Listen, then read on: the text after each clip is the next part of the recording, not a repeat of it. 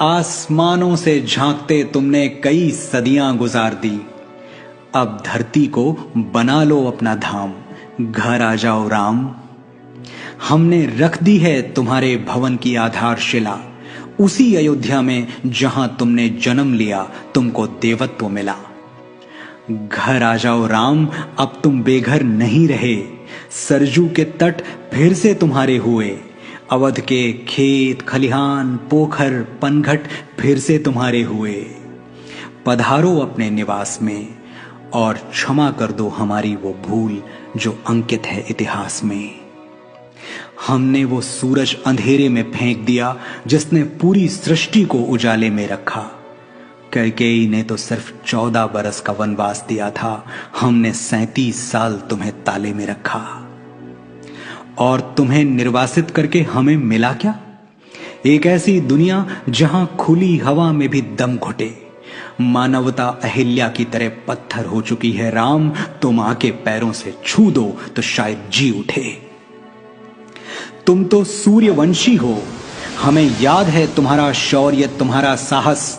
न्याय के हाथ में धनुष था एक और काटने के लिए अन्याय के सर थे 10।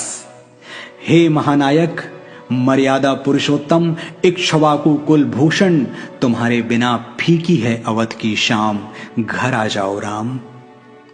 हम वचन देते हैं तन मन और प्राण से कि तुम्हारा घर बनाएंगे बड़े शौक और बड़ी शान से। दीवारें इतनी मजबूत कि भेदभाव का रावण भेद न पाए। दरवाजे इतने ऊंचे कि ऊंच नीच के दानों से लांघा न जाए।